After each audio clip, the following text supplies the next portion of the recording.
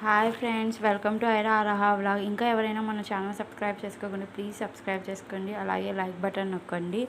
ఈరోజు నేను పాలపిండితో అంటే బాలామృతంతో స్వీట్ రొట్టెలాగా చేస్తున్నాను. చిన్న చిన్నవి పిల్లలు తినడానికి స్నాక్స్ లాగా.